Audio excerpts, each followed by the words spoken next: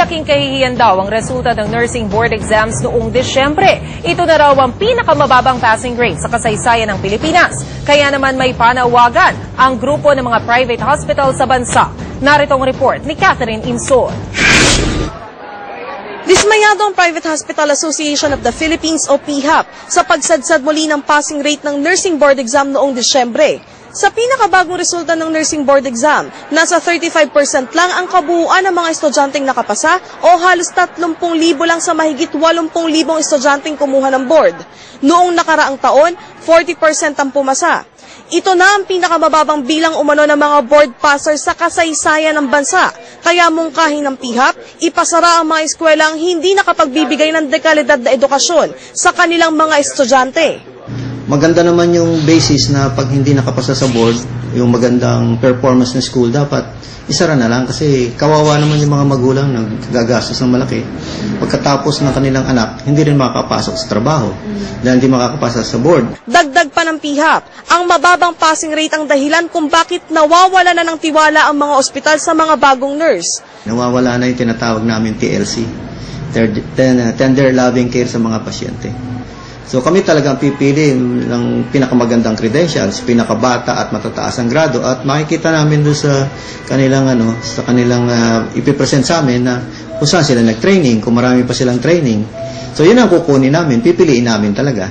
Suportado naman ng Commission on Higher Education o CHED ang panukala ng grupo. Papatupad na namin to. Yung mga zero ang passing percentage, ipe-phase out natin ito.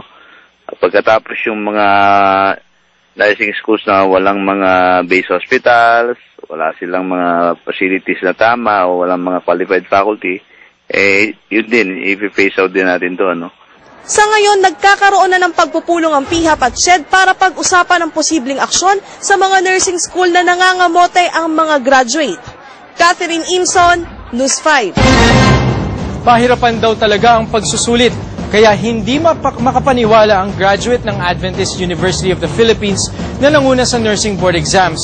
Pero ngayong siya na ang nag-number 1, may bala kaya siyang mga ibang bansa? Ikwento mo, Catherine Imson.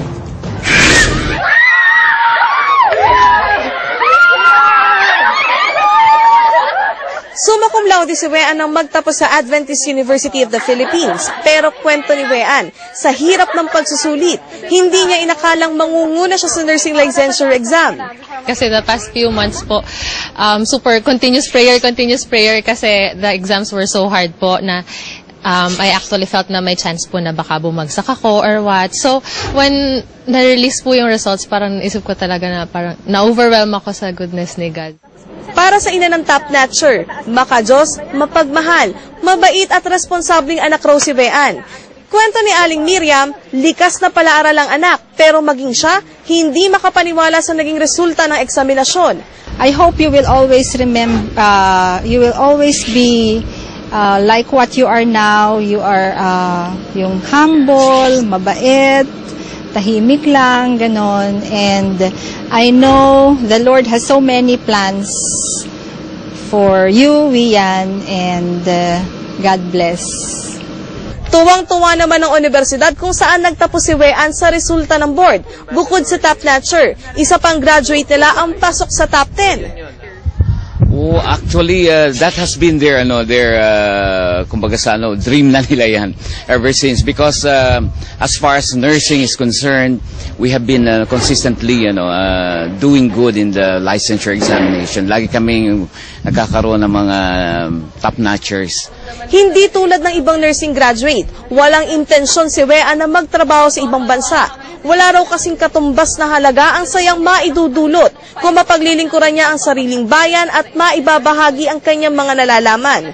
Dagdag pa ni Wean, pananalig sa Diyos at puspusang pag-aaral daw ang kanyang naging puhunan para makamit ang tagumpay.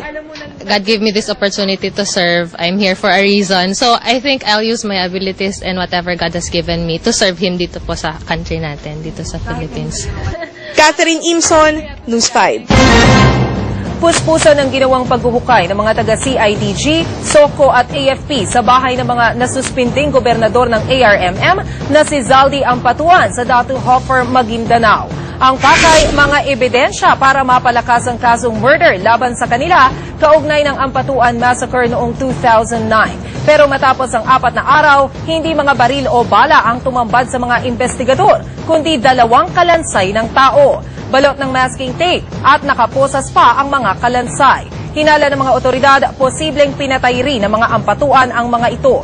Inaalam na ang pagkakakilanlan ng nakitang mga kalansay. Naaalarma na ang iba't ibang mga grupo sa patuloy na pagdami ng kaso ng child abuse sa bansa. Ang problema, sa loob ng tahanan madalas mangyari ang mga ganitong pang-aabuso, kaya nauuwi rin sa wala ang mga kaso nila. Itong report ni Ino Habana. Sa unang tingin, parang karaniwang bata lang ang 15 anyos na si Lynn. Mahilig siya sa mga libro at sa musika. Pero sa likod ng mga ngiti, may itinatago siyang masaklap na nakaraan. Biktima si Lynn ng pang-aabuso sa kamay mismo ng kanyang ama. Ginagawa niya po sa akin, asawa.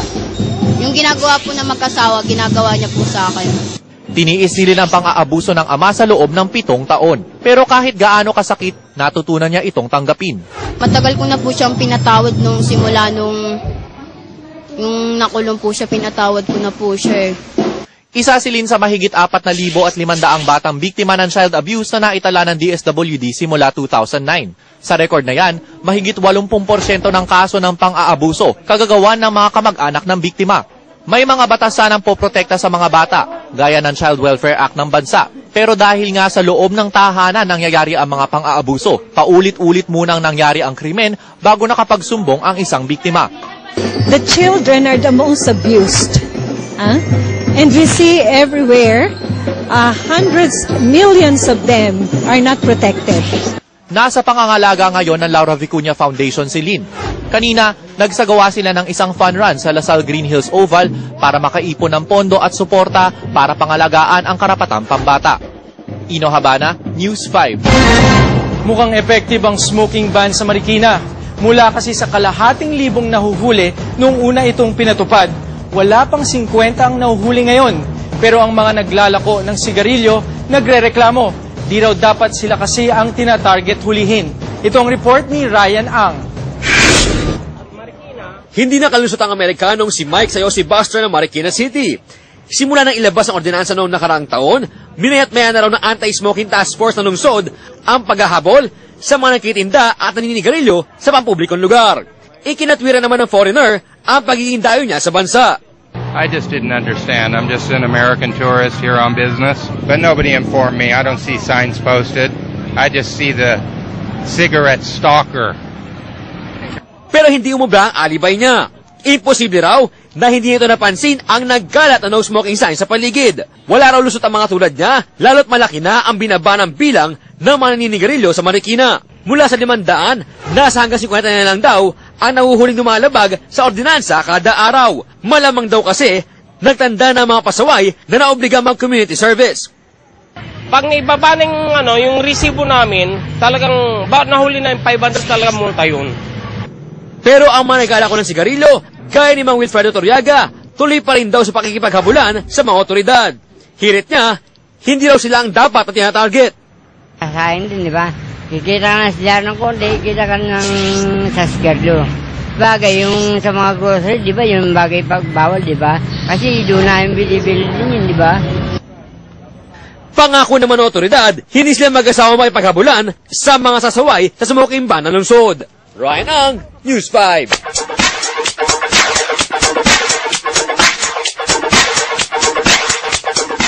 Showbiz action muna tayo. Wala nang mahihiling pa ang kapatid nating si Ryan Agoncillo. Career man o pamilya ang usapan, super happy at fulfilled na raw siya. At kontrobersyal na si Hayden Ko. Handa na bang makaharap muli si Katrina Halili? Ang showbiz action mula kay Rhoda Magnaye. Happy and proud ang kapatid nating si Ryan Agoncillo, hindi lang sa kanyang career, kundi sa pagiging daddy rin. Bukod sa pagiging consistent operator ng programa niyang Talentadong Pinoy, kasama rin sa mga nagpapasaya kay Ryan, ang uniko ihin nila ni Judy Ann Santos na si Baby Lucho. Masayang ikwinento ni Ryan, nakakapagsalita na raw ngayon ang baby nila ni Juday. Ang sinasabi niya, Pag masaya siya, Pag malungkot siya, Kwento pa ni Ryan, ramdam na ramdam raw niya ngayon ang pagiging padre di pamilya, kaya naman inspired na inspired daw siyang magtrabaho. Iba na yung reason kung ba't nagtatrabaho ngayon. It's not about acquiring what I want now. It's securing Juday, Johan, and Lucho. Mula sa pagiging co-host noong isang linggo, balik paparazzi na naman ang controversial celebrity na si Hayden Ko. Kanina game na nakipagbalitaktakan at nagbigay ng mainit na showbiz niyo si Hayden kasama sina Christopher Min, Rufa Gutierrez, Dalian Carvajal at Mo Twister. Kaya naman tanong ng madami, tuloy-tuloy na nga ba ang pagiging host niya sa naturang showbiz talk show?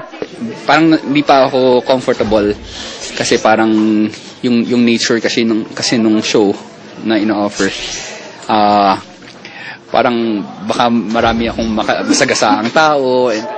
At dahil hindi pa rin tinatantanan ng intriga, tinanong ng News 5 kung handa na nga ba si Hayden na makita muli si Katrina Halili matapos ang naging desisyon sa kasong kinasangkutan nila. No comment. No comment. Thank you. Rona Magnaye, News 5. At yan ang kalahating oras ng maaksyong balita. Mga balitang pundasyon ng matalinong opinyon at konkretong solusyon. Dahil higit sa balita, aksyon.